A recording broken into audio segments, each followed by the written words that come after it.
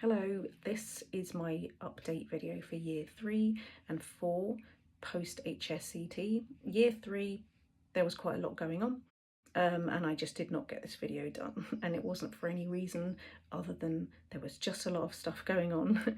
And there's also one extremely wonderful thing that happened, which I'll talk about at the end of the video. So I did have, whilst I was starting my new job, and like I say, it was kind of busy, I was really pleased that in November, the charity AIMS, AIMS, who are specifically a charity which can provide funding for people in the UK who need to travel abroad to have Hsct, which I think is quite a lot of us. And if you are travelling abroad, you can apply for them to get a grant to help you pay something towards your airfare. So it's amazing. And I saw that they were having a sort of a charity fundraising event in Sheffield. And I wanted to go just to sort of just reconnect more with the whole thing of Hsct, because after like 3 years, it's like, well, you know, I'm just all in rehab now and don't really talk to anyone about Hsct much. And what really brought me there is that they had Dr. Fedorenko over as a speaker, and for the Hsct clinic in Mexico, Dr. Ruiz, sorry if I got that wrong. Oh yeah, Dr. Burt from America, I think that was it.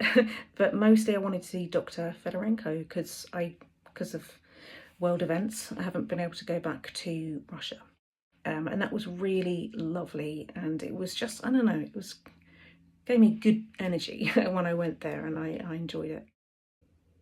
So year 4, I can remember a little bit better.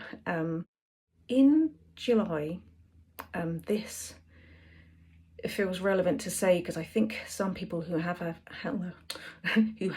Hsct were somewhat prone to this, but I didn't really know what it was or pay attention. But in July, I got very, very unwell when I was diagnosed with shingles, and I was off work for 5 weeks. It was an absolute knockout for me. It was very painful, and caught it a bit late, so I didn't get to have the medication that you can have if you catch it earlier that can make it less severe and shorter. So of course I had full force shingles, which was really horrible.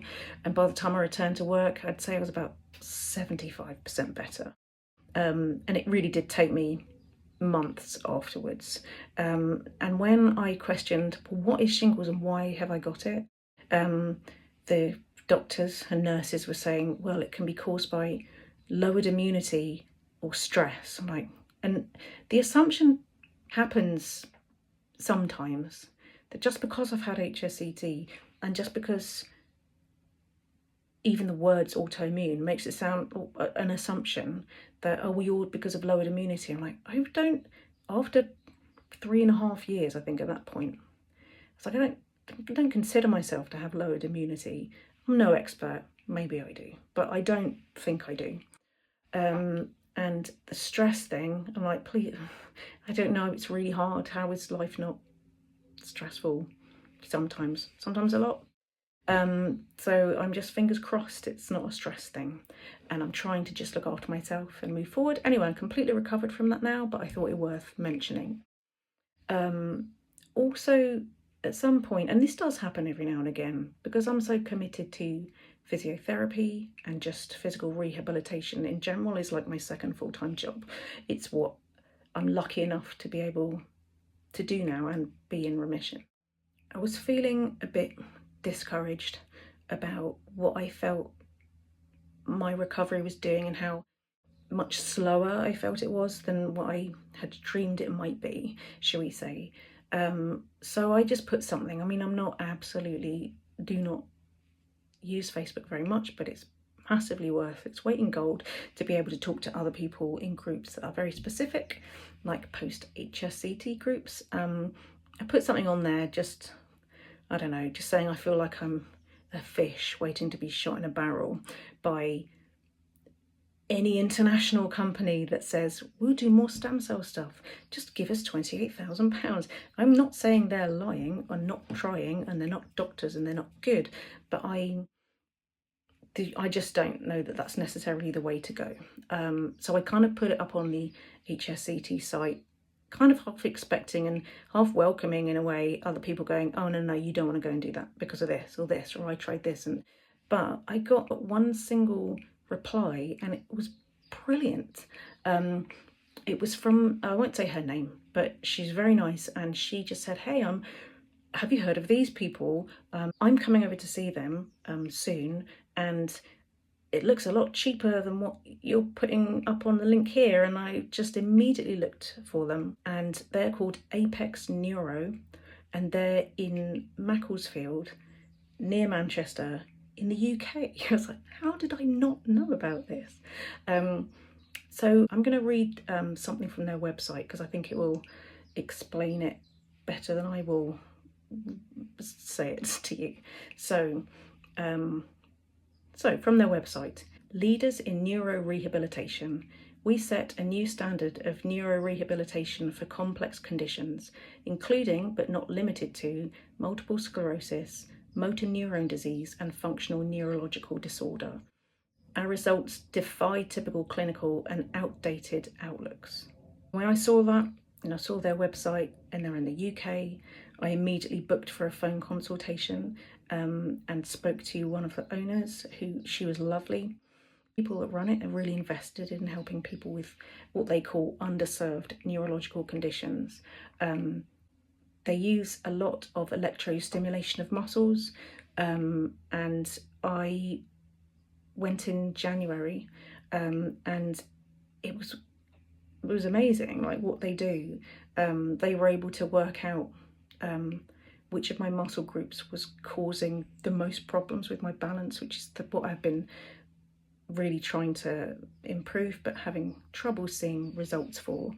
And they put these electrodes, which were very strong, professional, big, expensive machines, to activate those muscles. And I walked across the room slowly, not fixed yet, but I walked across the room really concentrating, and they put some sort of electrodes on other muscles in my body that just help act as though they are strong. And for the first time, it wasn't until I finished and got across the other side of the room, because I'd been concentrating so much, I didn't realise, I didn't for 1 second feel that I needed to put my hand out and touch anything or steady myself or anything to do with my balance whatsoever. And that to me was incredible. I'm very aware that this is a very slow, ongoing process. I'm so excited to have found them relatively close by. You're not massively close by, but they're in the country and easy to get to. And I'm saving the best till last. For me personally, my year 3, shall we say, post Hsct, I did check the assistance dog websites kind of over and over, just to see what they were doing. And then one of them I found had opened their applications process. Lots of people want to apply. And so I entered my email address and hit send, and then hoped I would get through, because this is just you entering a ballot to decide if you are able to apply. So you have to win the lottery of being able to even apply.